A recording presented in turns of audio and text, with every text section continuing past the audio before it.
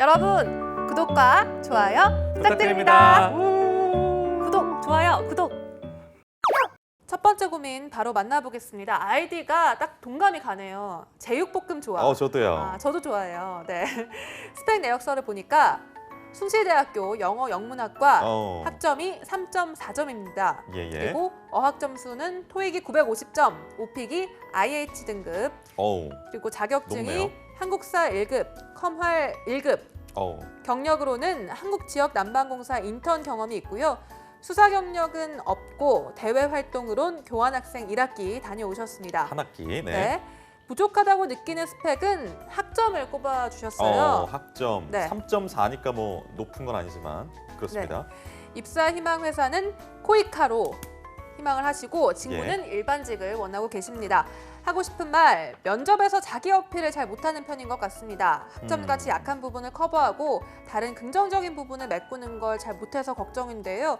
지역 난방공사에서 인턴했던 경험을 코이카 면접에 어떻게 연결시킬 수 있을까요? 유유 도와주세요. 점점 이렇게 보내주셨습니다. 일단 이분은 코이카를 선호하셨어요. 왜냐하면 코이카 자체가 거의 올 블라인드에 가깝습니다. 뭐 학교명을 기재하는 것도 없고 나이나 연령 제한 이런 것이 전혀 없는 한국국제개발협력단의 지원을 하시는 분의 사연이었습니다.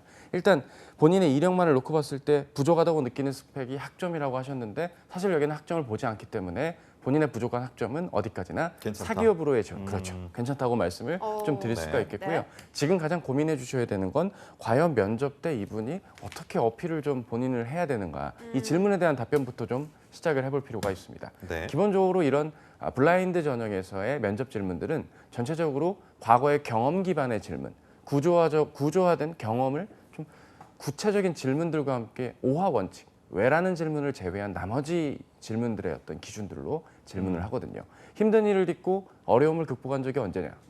일단 뭐 본인이 과거에 경험했던 것 중에 뭐 언제가 제일 힘들었다. 그럼 왜라는 질문은 기본적으로 할 수는 없습니다. 왜냐하면 상대가 인정을 하는 꼴이 되기 때문에 상대의 그 면접자의 답을 인정하는 꼴이 되기 때문에 왜라는 질문을 제외한 오화 원칙에 의거해서 구조적으로 질문을 묻죠. 어떻게 했어요? 뭐 언제 했어요? 누구랑 했어요? 무엇을 했어요? 이런 질문들에 대한 답변 정리가 일단 가장 먼저 선행이 되어야 되는데 면접 결과에 대한 두려움이 있다면 바로 이 경험 정리적인 부분들, 구체적인 질문에 답을 못하고 있는 상황들 혹은 경험은 본인이 준비해서 말을 했는데 면접관께서 그거 말고 다른 경험 없나요? 라는 말에 본인의 경험 정리가 일정 부분 되어 있지 않았을 때 이런 두 가지 경험에 대한 부분들과 또 하나는 이제 이 기관 자체의 성격 그리고 왜 다른 공공기관이나 여러 법인들도 많은데 재단들도 많은데 왜 굳이 국제개발협력단 이런 곳에 와서 본인의 가치 실현을 하려고 하는가에 대한 그 진정한 지원 동기 자체를 두세 차례 계속 반복 질문이 나왔을 때 답변의 논리가 부족하면 곤란하겠죠. 뭐 남녀관계도 그런 거 아니겠어요? 남녀관계. 그렇죠. 여자친구가 남자친구한테 묻습니다. 오빠 내 어디가 좋아? 이렇게 물었는데 넌 너무 코가 오똑하고 예쁜 것 같아. 뭐 이렇게 얘기를 했는데 또 말해줘. 또 말해줘. 또 얘기했는데 보시죠. 코만 계속 얘기를 하는 거죠. 안 되죠, 그럼. 그럼 안 되는 절대 거잖아요. 그렇죠. 좋아하는 이유가 하나면 안 되는 것처럼 좋아하는 이유가 여러 개여야 되기 때문에 결과적으로 우리가 좀 챙겨야 되는 지원 동기가 하나가 아니라 여러 개여야 정상이겠죠. 보통 코 다음에 무슨 얘기 보통 하세요? 눈이라고 해야죠. 눈이다. 눈 다음에 뭐라고 하나요? 눈 다음에 이제 입이죠, 뭐 눈, 코, 입이죠. 태양 같은 거다. 입 얘기도 또 하고 나면 그렇죠. 글쎄요, 치열이 뭐 그렇게까지 얘기를 길게 해본 적이 없기 때문에 어쨌든 마저 얘기를 해보죠. 길게 해본 적 없다. 어쨌든 걱정하는 것, 그렇죠. 걱정해야 되는 것과 실제로 챙겨셔야 되는 것의 괴리가 있기 때문에 이 부분을 좀 챙겨야 된다면 잘 챙긴다면 이제 제육볶음 맛있게 드실 수가 있겠죠. 그렇습니다. 아니 근데 뭐 다른 기관 얘기도 하셨지만 코이카에 진출하고 싶은데 왜 한국 지역 난방공사에서 인턴을 했냐? 약간 이런 질문 압박성으로 올지도 모르겠다는 생각이 드는데 이건 어떻게 피해가면 좋을까요? 일단은 뭐 본인이 지원을 했다라고 말해도 되고 하지 않았다라고 말해도 되는데요. 저는 개인적으로는 했으면 했다라고 말하는 걸 추천을 드립니다. 왜냐면은 본인이 원래 국제개발협력, 자원개발 뭔가 이렇게 좀 전 세계적으로 나의 나눔의 가치 실현, 뭔가 기여 뭐 이런 쪽으로 취업을 원래 희망했으나 현실적으로 취업이라는 거를 좀 간과하진 않을 수 없기 때문에 본인의 인턴 경험이 가산점이 될 수 있는 특정한 공공기관으로 인턴 경험을 했고 그걸 살리고 싶어서 지원했다. 뭐 이렇게 뭐 현실적인 이유를 댄다면 뭐 전혀 무리가 없겠죠. 오히려 이분께서는 면접 때 좀 챙겨주셔야 될 게 본인의 근무했던 경험, 이력들 뭐 이런 것들을 좀 어필을 좀 해줘야 됩니다. 내가 인턴 근무 때 민원인을 응대했을 때 얼마만큼 효과적으로 민원인을 응대했다든지 뭔가 좀 난처하게 만들었거나 긴박한 상황에서 빠르게 상황 판단했던 뭐 이런 쪽으로 어필해 주는 것이 좋겠죠. 그것도 예, 그렇죠. 아까 말씀하셨던 것처럼 약간 디테일하게 상세하게 말을 해줘야 되는 거죠. 네네. 이런 일이 근데 이제 있었다. 처음부터 상세하게 말을 길게 하면 안 되고요. 네. 그 스무고개처럼 주거니 받거니가 상용되는 게 기본적으로 경험 기반의 질문에서 중요한 포인트를 할 수 있습니다. 이를테면 저는 지난 여름 뭐 어디 공사 어디 지점에서 민원인 응대 업무를 6주간 진행을 한 바 있습니다. 그 과정에서 뭐 제가 생각하는 의사소통의 강점을 발견했습니다. 정도로 일단 개괄적인 설명을 먼저 해주시고 네. 그럼 구체적으로 질문이 또 들어올 겁니다. 그 중에서 뭐 기억에 남는 사건이라도 있으신지 그럼 이제 거기에 맞게 그때 제가 60세 뭐 노 부부를 만난 적이 있는데 그때 대기 번호가 있는데도 불구하고 우기고 들어오셔서 좀 당황했습니다. 하지만 뭐 이렇게 얘기를 하고요. 왜 굳이 그렇게 했나? 뭐 이런 식으로 질문이 이어지는 것들에 맞게 답변 준비는 평소에 구조적으로 이나연 아나운서님 말대로 다 해주시되 답변도 다 그렇게 하라는 게 아니라 하나씩 꺼내서 줄 수 있게 그렇게 정리하는 게 더 필요하겠죠. 약간 티키타카가 돼야 된다. 그렇죠. 또 용어를 아시네요. 티키타카 역시 인싸세요. 인싸 인정하겠습니다. 단어가 또 하나 탄생을 했네. 티키타카. 네. 보통 핑퐁이나 이렇게 그쵸. 비유를 하는데 탁구 뭐 이런 거 많은데. 티키타카 좋네요. 그러니까 네. 자, 그럼 티키타카 계속 진행해 볼까요?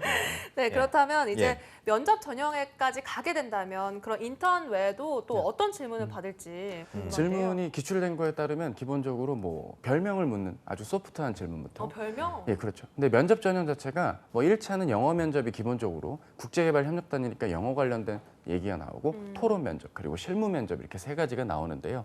실무 면접에서 기본적으로 이렇게 뭐 별명을 묻는다든지 하는 라이트한 질문부터 아까 말씀드린 것처럼 힘든 일을 딛고 어려움을 극복한 경험, 의사소통한 경험, 협업한 경험, 문제 해결이나 대안을 제시한 경험, 목표 지향성을 발휘한 경험, 뭐 이런 경험 기반의 질문들을 좀 주로 이루게 되고 아무래도 이 실무 면접의 비중이 다른 면접보다 좀 더 비중이 있을 것이고요. 임원 면접에 가게 되더라도 뭐 우리가 흔히 아는 경영진 임원 면접과 유사합니다. 다만 이제 본인의 어떤 좌우명이나 가치관적인 요소가 해당 기관의 비전이나 미션 달성에 어떻게 연관이 되는가 뭐 이런 것들을 좀 따져봐야겠죠. 근데 이제 우리가 간과하면 안 되는 것이 단순히 그냥 이 기관은 인재상이 열정이에요. 나도 열정이에요. 우리 다 열정이에요. 이렇게 하면은 좀 설득이 어려워요. 그러니까 무슨 얘기냐면 본인은 그 기관이 추구하고자 하는 핵심 가치나 비전 혹은 인재상을 이러한 노력 아래 시행했다라는 식으로 한번 필터링을 해주면서 답을 해주시는 그런 접근도 중요하겠고요. 단순히 그냥 그 기관의 비전 미션을 피상적으로 암기하지 마시고요. 이러한 비전과 미션을 달성하려면 대체 그 재단 기관 안의 구성원들이 얼마나 개인적으로 맡은 업무를 충실히 잘 수행했겠거니 라는 이런 좀 꾸준함과 책임감을 어필해 주는 것이 오히려 더 낫겠죠. 지금 이분의 경우는 그렇습니다. 추가적인 조언이 또 있을까요? 일단 토익에 대한 얘기를 하고 싶은데요. 여기가 가산점이 951점부터 990점까지가 20점 만점이에요. 근데 이분이 950점입니다. 또 50점이에요. 그렇죠. 950점이면 딱 1점 차이로 그러니까요. 가산점 0.5점이 마이너스입니다. 자, 그럼 이제 대부분 이제 이런 상황에서 의사결정들을 어떻게 하시냐? 그러면 토익 학원을 한 달 더 다녀야겠군. 1점을 올리자. 뭐 이렇게 하실 수도 있는데요. 뭐 본인이 여러 개 되시면 뭐 한 번 더 시험 보시는 건 추천을 드리지만 글쎄요, 뭐 이거에 너무 매몰되실 필요는 없겠다라는 겁니다. 물론 가산점 중요하죠. 근데 이 영상 혹은 이 사연 소개를 언제 확인하실지 모르기 때문에 일단 방학 바로 요 시기에 들으시는 거라면 한 번 더 시험을 2번 정도 더 치르셔서 951점 이상을 받으셔서 가산점에 밀리지 않게 좀 챙겨주시는 걸 부탁을 드리고요.